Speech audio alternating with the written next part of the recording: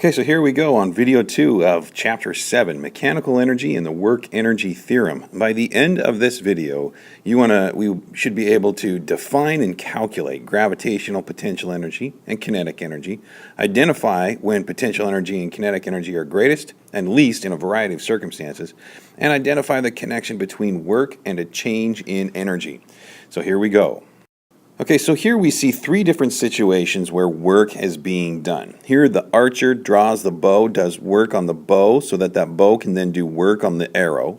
Here the pile driver lifts the ram so that that ram can then do work on the ground. And here we've got springs in a watch that when you do work to wind up that watch, those springs can then do work on those various gears and things inside that watch. In each of these cases, something has been acquired that enables the object to do work. This something that enables an object to do work is energy. Now, like work, energy is measured in joules. And energy can appear in many different forms. But right now, we're going to be focusing on 2 of the most common forms of what's called mechanical energy. And those are potential energy and kinetic energy. Now, an object can store energy because of its position. The energy that's stored and held and ready to be used later is called potential energy. Now, it's called potential energy because when it's in its stored state, it has the potential to do work. If you stretch or compress a spring, for example, or pull a bow, energy is stored up. Then those things can then do work later on. Another example of potential energy would be the energy that's stored up in fuels, like gasoline or something. That energy is available later on when the chemical changes occur in the molecules and that energy is released. But for now, the only type of potential energy we're worried about is called gravitational potential energy. Gravitational potential energy occurs because of an object's height above some reference point. For example, here in the roller coaster, this roller coaster here has gravitational potential energy at the top of the hill because we're using the bottom of the hill as that reference point. Now, the amount of gravitational potential energy that a raised object has is equal to the work that's done against gravity to lift it. Now, the work that's done is equal to the force applied to that object times the distance that the object is moved. Now, the upward force that's required while moving at a constant velocity is equal to the weight of that object. So the work that's done is equal to the weight of the object times the height that it's moved. Okay, so all we've done here is taken the d as distance and change it to a height h because we're moving in a vertical direction. Now, because the amount of gravitational potential energy that a raised object has is equal to the work that's done, and if the work that's done is equal to this, then that tells us that gravitational potential energy is equal to mgh. This is our equation then for gravitational potential energy, mgh.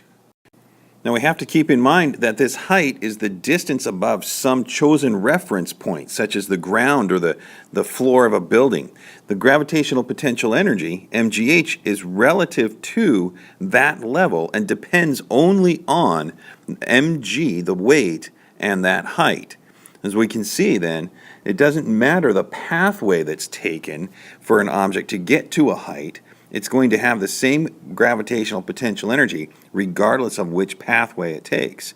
If it goes straight up, goes up this ramp or up a stair step, this ball, because it's at the same height in all 3 cases, has the same gravitational potential energy. And this gravitational potential energy that the ball has, really, it only has meaning to us when it begins to change. If it's just sitting at this height, it's really not doing anything. It's only when that ball then begins to fall that it can do work on some other object. And the thing is, when potential energy changes, it changes into some other kind of energy. And one of the kinds of energy into which potential energy can change is the energy of motion, or kinetic energy. So everybody knows that if you push on an object, you can set it in motion. If an object's moving, then it's capable of doing work. It has energy of motion, and we call that energy of motion kinetic energy. Now the expression for kinetic energy is 1/2 mv squared, because kinetic energy is proportional to an object's mass and the square of its speed.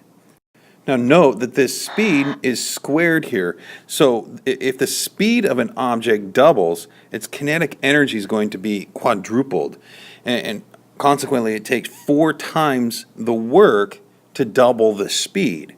So whenever work is done, energy changes, which is another big thing, a big concept when it comes to energy. And we call it the work-energy theorem. Now this work-energy theorem, the work in this equation is the net work. It's the work that's based on the net force. If, for instance, you push on an object and friction also acts on the object, the change of kinetic energy is equal to the work done by the net force, which is your push minus friction. In this case, only part of the total work that you do changes the object's kinetic energy. The rest is kind of soaked up by friction, which goes into heat energy. If the force of the friction is equal and opposite to your push, then the net force on the object is 0 and no net work is done. Then there is 0 change in the object's kinetic energy. The work-energy theorem applies to decreasing speed as well. So like when you slam on the brakes of a car, causing it to skid, the road does work on the car, and this work is the friction force multiplied by the distance over which that friction force acts.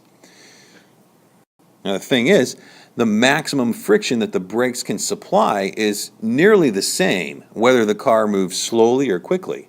So like if you're in a panicked stop where you slam on the brakes really hard with like anti-lock brakes, the only way for the brakes to do more work is to act over a longer distance. The car moving at twice the speed of another takes 4 times as much work to stop. Since the frictional force is nearly the same for both cars, the faster one takes 4 times as much distance to stop. So the same rule applies to like older model brakes that can lock up the wheels. The force of friction on a skidding tire is also almost nearly independent of the speed.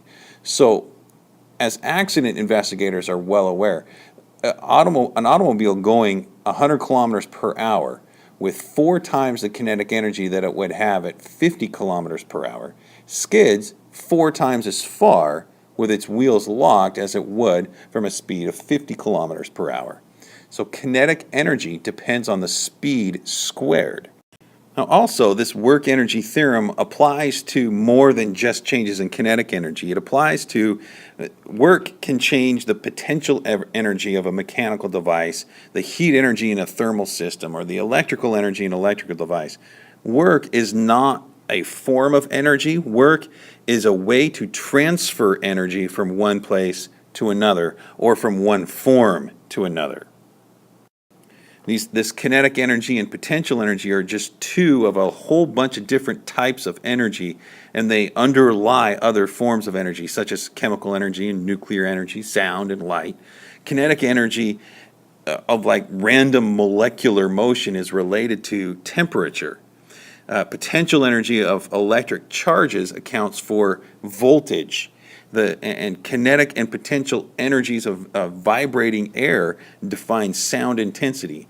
So we look at mechanical energy, we look at kinetic energy and potential energy kind of in this macroscopic way, but they also apply in the microscopic world, and we see them manifested in other types of energy.